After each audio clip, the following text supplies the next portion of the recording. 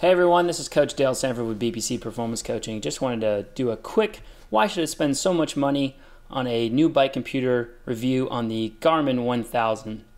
Now the big things you're paying for are one, the route planning capabilities. You can actually set a distance and it'll give you 3 different options based on your current location of different routes that you can do that it deems as bike friendly routes.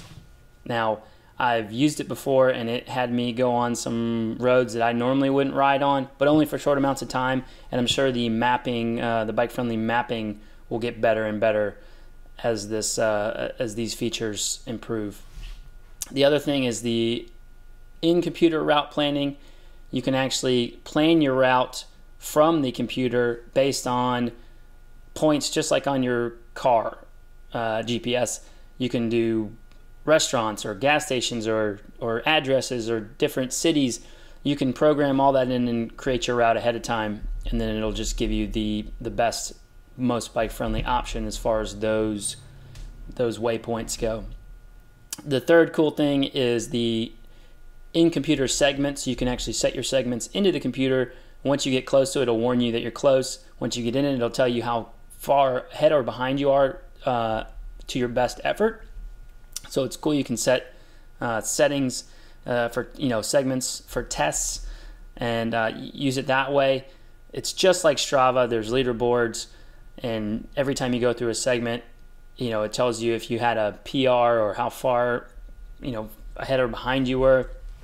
It's pretty cool, but again, it's just like Strava, and there's not quite as many segments set up right now, anyways, as there are on Strava, but on Strava you don't know that you're in them generally. So that's pretty cool about this. The one downside for some possibly is the battery life. It's a little bit less than the 810 or 510, but there's a lot of power saving things that you can do, like turning the screen off. You can tap it and the screen will turn off. You can turn off the Bluetooth, you can turn off the Wi-Fi.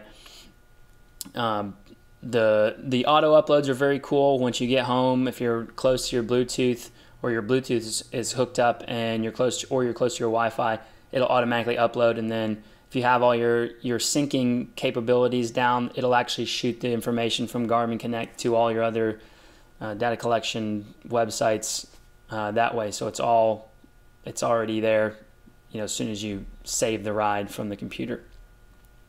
I really like the auto dimming feature on this. I've ridden out with the weather changing bright to dark, and the actual computer will auto dim as the ambient light changes, which is very cool.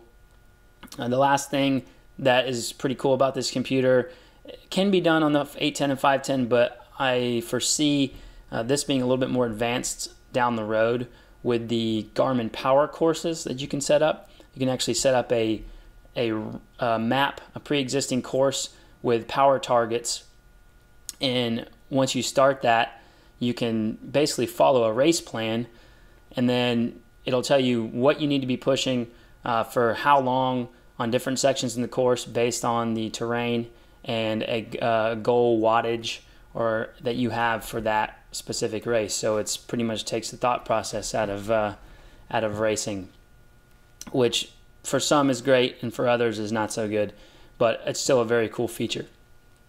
Other than that, it's pretty similar to the 810 and 510, but I'm sure this guy will get some updates that the 810 and 510 won't get. That's just how they keep this thing cooler and more expensive than the other two. The big screen's nice sometimes.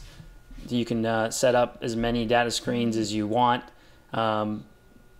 But other than that, it's pretty similar. So that's that. If you have any other devices or gear that you want our opinion on, just let us know. Shoot us a comment or hit us up on Facebook. If you want some free training advice, you can always join our newsletter. Just visit our website and it'll prompt you to sign up for the newsletter. Thanks for watching. Until next time.